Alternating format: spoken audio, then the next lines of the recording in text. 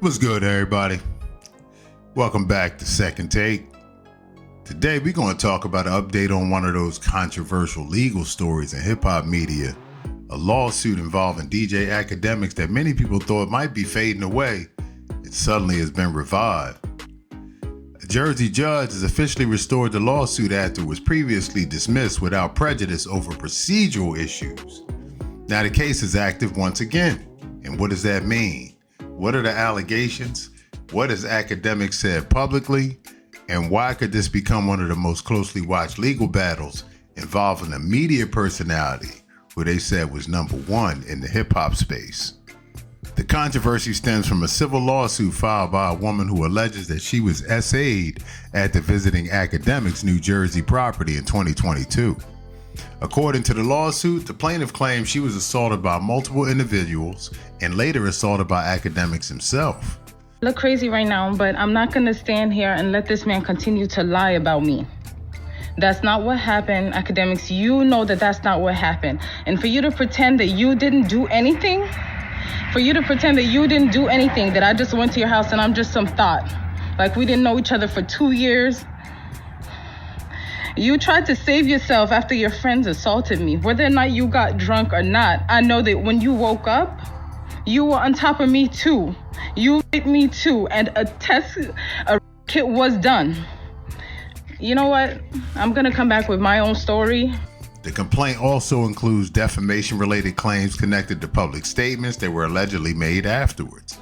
You go get tested, man. Like, you done, I said, that's wild, yo. You should go get tested, bro.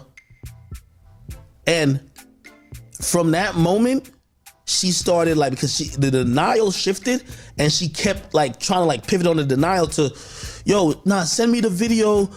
Yo, I'm pretty sure I didn't f him. And I'm like, bro, you f him. And she was like, no, look again. And now I'm getting super tight because I'm like, bro, I'm not about to watch this video if you get my, like, it's on my surveillance. Like, bro, like, I was, she like, what? You want me to watch the video if you get?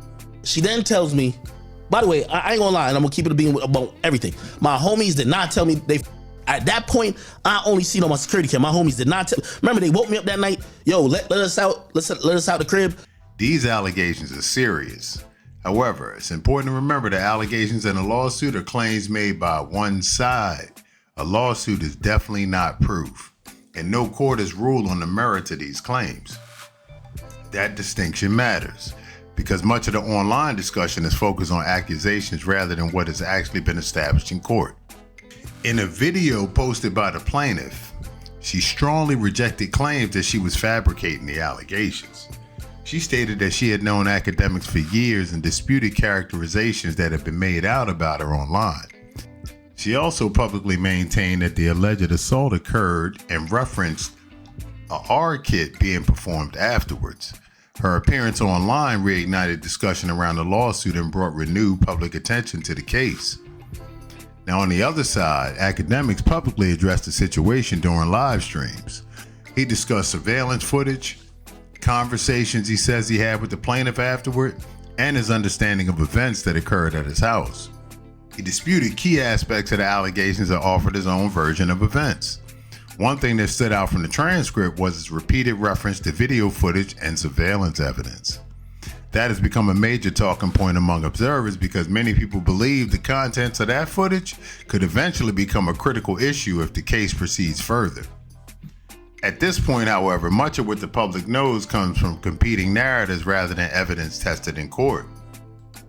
This is where things get interesting. Recently, a New Jersey judge restored the lawsuit after it had been previously dismissed without prejudice. According to the court order, the dismissal was connected to the plaintiff's failure to appear for a deposition. However, after she later appeared and submitted to deposition, the judge vacated the earlier dismissal and reinstated the complaint. This is significant. Many people misunderstood the earlier dismissal and assumed the case was over. It wasn't. A dismissal without prejudice generally means the case can potentially be brought back under certain circumstances, and that's exactly what happened here. The lawsuit is active again. The court also extended discovery. That means both attorneys now have additional time to gather evidence, conduct depositions, review documents, and continue investigating the claims. The extension includes additional depositions, third-party witness testimony, subpoena-related issues, and potential medical-related discovery. This phase of litigation is often where major developments occur. Many lawsuits are dramatically strengthened or weakened during discovery. That's why legal observers are paying close attention to what comes next.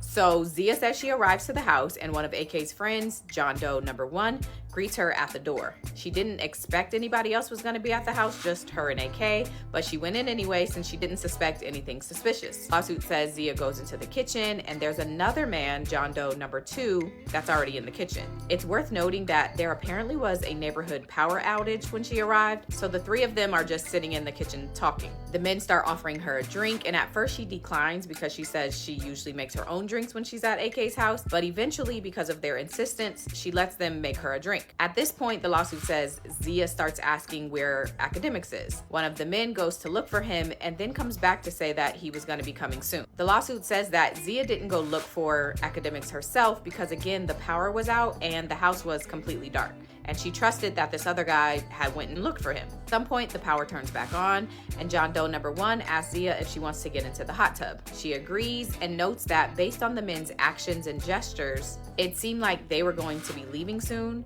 so her expectation was that she was going to get in the hot tub and continue to wait for Akademiks. After she got into the hot tub by herself, the lawsuit says that John Doe number 1 also gets in the hot tub while John Doe number 2 her to take shots and also pacing around the hot tub. So eventually the lawsuit says that Zia begins feeling weird, lightheaded, dizzy, and like her body was on fire. John Doe number 2 allegedly gets more alcohol for her and forcibly pours it into her mouth. Zia says that she was disoriented, had trouble breathing, and struggled to get out of the pool for fear that she could drown. Once she's out of the hot tub, the lawsuit says that she is attacked by John Doe number 1 as she laid on the concrete by the pool. The lawsuit is about more than one individual. It highlights a broader reality facing public figures today. In the social media era, allegations can become public immediately. Public opinion often forms long before evidence is fully examined. And supporters of Akademiks argue that people are rushing to judgment. Critics, of course, argue that the allegations deserve serious attention and thorough investigation. The legal system exists precisely because these competing narratives need to be examined through evidence rather than internet speculation. And right now, that process is still ongoing.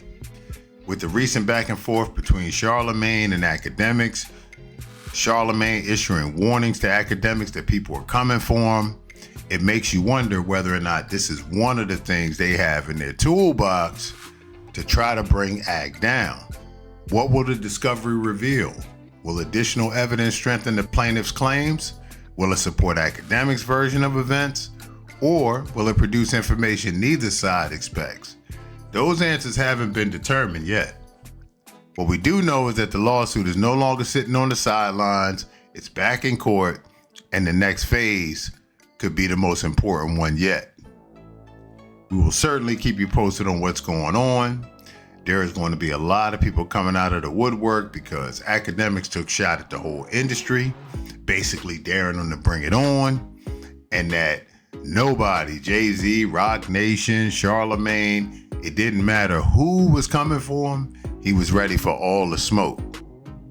Appreciate y'all tuning in, man. Let me know what y'all think in the comments. Share the video. Till next time, it's your boy Dell. We out.